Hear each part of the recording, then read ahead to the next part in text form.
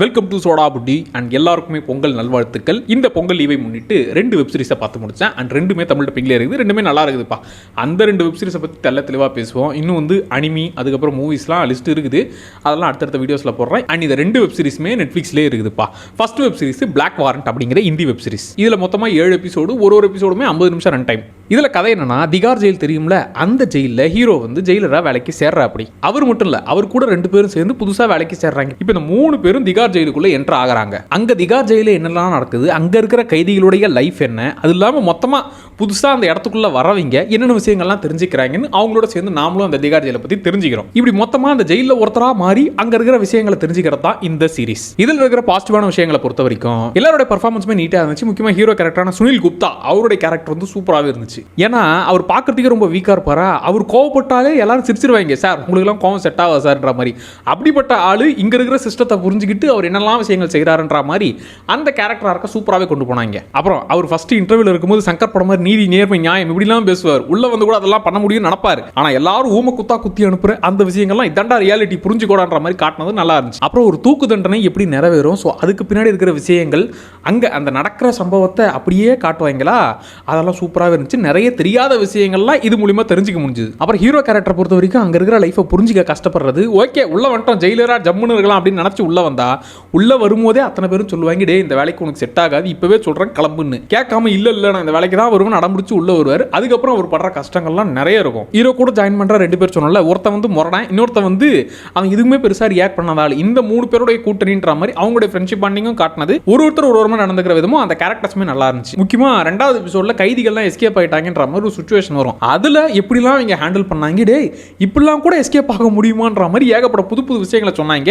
அந்த எபிசோட் சூப்பரா இருந்துச்சு. இவ்வளோ ஜெயில ரூல்ஸ் இருக்குதுப்பா, இந்த ரூல்ஸை தாண்டி இவ்வளோ ஓட்டைகள் இருக்கு, அது மூலியமா எஸ்கேப் ஆவான்னு ஏகப்பட்ட விஷயங்கள் இதில் சொல்லியிருப்பாங்க. அண்ட் ஜெயில A class, B class, C கிளாஸ்னு 3 கிளாஸா வகை பிரிச்சது. உள்ள இருக்கிற அந்த கைதிகளோட கேங்குங்கிற மாதிரி உள்ள என்னெல்லாம் நடக்கும்னு நம்ம ஜெயிலுக்குள்ளே அப்படியே உட்காந்து விளாக் பார்த்தா மாதிரியே இருந்துச்சு. அண்ட் முக்கியமா ஜெயிலுக்குள்ள போலீஸ் நினைச்சா என்ன வேணாலும் பண்ணுவாங்க தெரியுமா, அப்படிங்கிறத தாண்டி தம்பி நீங்களாம் கம்மியாக தான் இருக்கிறீங்க, கைதிகள் தான் அங்கே ஜாஸ்தி, அவங்க தாண்டா அதிகப்படியாக இருக்கிறாங்க, அவங்கள கொஞ்சம் கோவப்படுத்தினீங்கன்னா காலி, அதனால அவங்கள பக்குவமாக நடத்தணுன்ற மாதிரி அந்த ரூட்ல காமிச்சது நல்லா இருந்துச்சு. அப்புறம் நம்ம சொல்லுவோம்ல, கைதிகளுக்கு தண்டனை கடுமையா இருக்கணும், அப்பதான் தப்பெல்லாம் நடக்காதுன்னு. ஆனா உள்ள உண்மையாவே தப்பு செஞ்சவனுக்கு தான் தண்டனை கிடைக்குதா, தப்பு செய்யாம உள்ள ஒரு நிரபராதி உள்ள வந்துட்டான்னா அவன் சொல்ற விஷயம் வெளியே யாராச்சும் கேட்பாங்களா, இப்படிங்கிற அந்த ஒரு பெர்ஸ்பெக்டிவ்ல எத்தனை பேர் அப்பாவிகளா உள்ள சிக்கிருக்காங்க தெரியுமான்ற மாதிரி அந்த ஏரியாவை நிறைய காட்டினதெல்லாம் சூப்பரா இருந்துச்சு. இந்த 3 பேரும் வேலைக்கு சேர்றாங்கன்னு சொன்னால அவங்களுடைய ஹெட் கேரக்டர், அந்த கேரக்டர் கொஞ்சம் ஸ்டார்டிங்ல இரிட்டேட் பண்ற மாதிரி.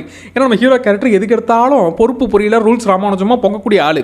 அப்படி அவர் ஏதாவது சொன்னா டக்குனு ஒரு பொறுப்பா பொங்கிட்டு வரா, அப்ப அவர் போட்டு வச்சு செய்வாரு. அந்த கேரக்டர் வச்சு செய்யறதையும் நல்லா இருக்கும், என் ஆளுங்க மேல கையே படக்கூடாதுன்ற மாதிரி சப்போர்ட்டுக்கு வர அந்த இடமும் நல்லா இருக்கும். முக்கியமா ரிப்போர்ட்டர் இங்க நடக்கிற விஷயத்தெல்லாம் வெளியே சொல்லணும்னு நினைப்பாங்க. டேய் இங்க உள்ள வந்துட்டீங்கன்னா நாங்க சொல்றதுதான் இதுதான் நீங்க வெளியே சொல்லணும்ன்ற மாதிரி எப்படி கட்டுப்படுத்தி நாங்க சொல்றதை வெளியே சொல்லுங்க, உள்ள என்ன நடக்குதுலாம் யாருக்கும் தெரிய வேணான்ற மாதிரி எப்படி கண்ட்ரோல்ல வச்சிருக்காங்கன்றத நல்லா காட்டுவாங்க. பணம் கொடுத்தீங்கன்னா எல்லாமே தேவையானதெல்லாம் சேருன்ற மாதிரி இதுதான்டா ரியாலிட்டின்றதை காட்டிருப்பாங்க. உள்ள இருக்கிற ஆளுங்க கிட்ட இருந்து ஆட்டையை போறது வேற, உள்ள வர பொருட்கள் இருந்து ஆட்டையை போற அந்த பாலிடிக்ஸ், இதெல்லாம் தெரிஞ்சுக்கிட்டு நான் பொங்குவேன் கம்ப்ளைண்ட் பண்ணுவேன்னு சொன்னா நீ தனியா தொக்கா தெரிவடா, இந்த சிஸ்டத்தோட அனுசரிச்சு இது கூட வாழ்றதுனா வாழு, இல்லைன்னா நீ அடிபட்டு சாவுன்ற மாதிரி எவ்வளோ விஷயங்கள் நடக்குதுங்கிறத ரொம்ப நல்லா காமிச்சாங்க. அண்ட் எனக்கு இதில் லாஸ்ட் எபிசோட் முடிச்ச விதம் ரொம்பவே பிடிச்சது. ஏன்னா பிளான் போட்டு மிகப்பெரிய ஒரு சம்பவம் ஆக வேண்டியதை எப்படி பிளான் போட்டு அதை சூப்பராக நம்ம ஹீரோ கேரக்டர் பண்றாருன்ற மாதிரி அந்த கேரக்டரை புரிஞ்சுக்கிட்டு ஒரு டீமா சேர்ந்து செயல்படுற அந்த மூமெண்ட் லாஸ்ட் எபிசோட் நல்லா முடிச்சாங்க. ஒரு 18+ போல அந்த மாதிரி அஃபேர் இருக்கிற மாதிரி ஒரு சின்ன கேரக்டர் வரும். டேய்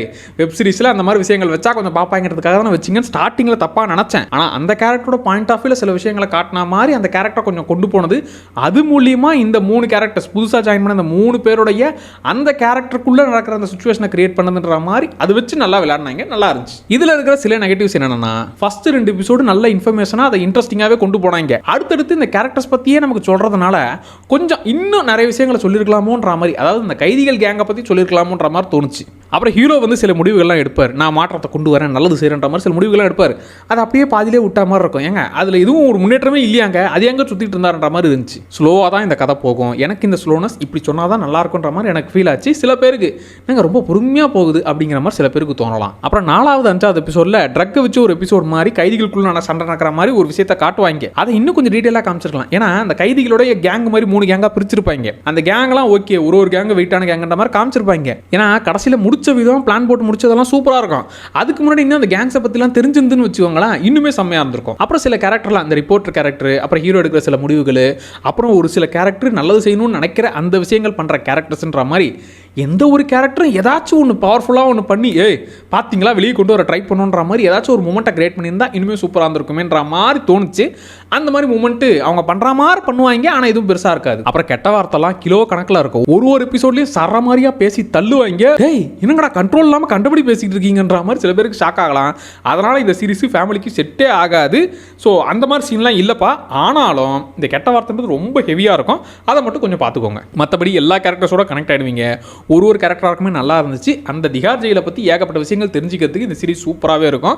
தாராளமாக ட்ரை பண்ணி பாருங்க. ரெண்டாவது சீரிஸ் வந்து அமெரிக்கன் பிரிமிவல் சொல்லி, இது 6 எபிசோடு தான், ஒரு மினி சீரிஸ்னே வச்சுக்கலாம் நீங்கள். இதுவும் அங்கே இருக்கிற அந்த காலகட்டத்தில் இருந்த மக்களுடைய மைண்ட் செட்டை புரிஞ்சுக்கிற ஒரு சீரிஸ் தான். ஆக்சுவலாக அந்த சீரிஸ் ஸ்டார்ட் ஆகும்போது சொல்கிற கதைன்றது ரொம்ப சிம்பிளாக இருக்கும்.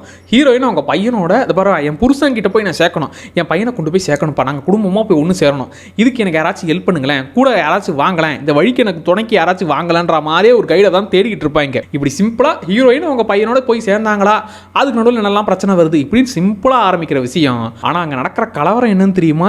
எத்தனை பேர் அந்த இடத்த வச்சு அரசியல் பண்ணுறாங்கன்னு தெரியுமா?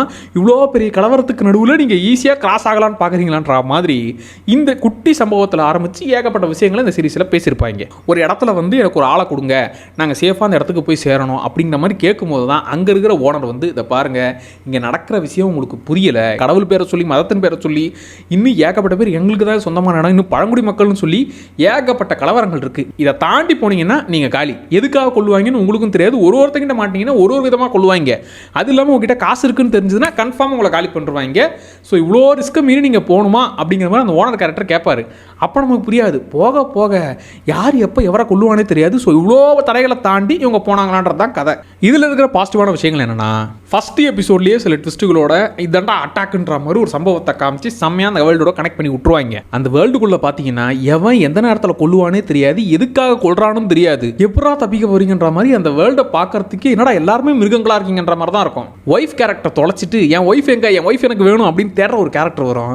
அந்த கேரக்டர்லாம் அவன் கேரக்டருக்கு டெவலப் பண்ண விதமே நல்லா இருந்துச்சு. ஸோ இப்படிப்பட்ட வேர்ல்டுக்குள்ள அந்த விஷுவல்ஸாகவும் செம்மையாக காமிச்சிருப்பாங்களா, அதனால ஈஸியாகவே டக்குன்னு கனெக்ட் ஆகிடுவோம். அப்புறம் முக்கியமாக இல்லை ஹீரோ கேரக்டர் மாதிரி ஒருவர் ஹெல்ப்பா அதெல்லாம் பண்ணவே மாட்டாருங்க. ஹீரோ கேரக்டரை பொறுத்த வரைக்கும் மறுத்து போன ஒரு மனுஷன்னே சொல்லலாம்.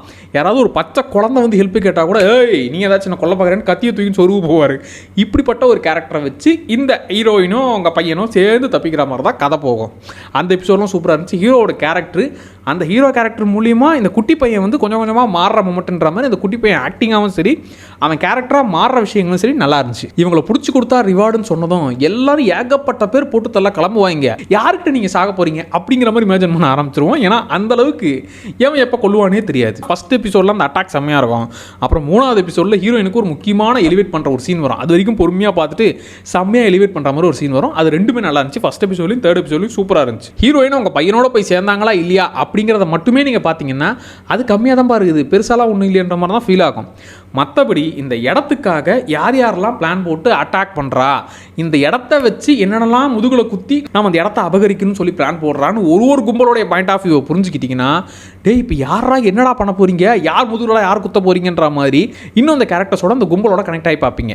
பழங்குடி மக்களாக ஒரு குரூப்பாக காட்டுவாங்க. அதில் ஒருத்தி வந்து கேட்பாங்க, ஏன் உங்கள் ஆளுங்க எல்லாரையும் ரத்த வெறியோட கொண்டுகிட்டே இருக்காங்க, எல்லாரையும் கொள்றதால அப்படி என்ன உங்களுக்கு அவ்வளோ வெறி ஏன் அப்படிங்கிற மாதிரி கேட்கறது, அதுக்கு அவங்க ரிப்ளை கொடுக்குறதுன்ற மாதிரி சில டைலாக்ஸ்லாம் சூப்பராகவே இருந்துச்சு. இதில் இருக்கிற நெகட்டிவ்ஸாக என்னென்னா, இதில் அந்த கதையை புரிஞ்சு அந்த இடத்துக்காக நடக்கிற அரசியலை புரிஞ்சுக்கிட்டிங்கன்னா ஓகே, இல்லை நான் ஆக்ஷன் சம்பவமாக இருக்கும் அப்படின்னு எதிர்பார்த்து உள்ளே வந்தேன்னா ஆக்ஷன் ஏரியா ரொம்ப கம்மியாக இருக்கும். ஃபர்ஸ்ட் எபிசோடில் செம்மையாக ஆக்ஷன் பிளாக்கை செட் பண்ணுவாங்க. செகண்ட் எபிசோட கூட அங்கே இங்கேன்னு வரும்.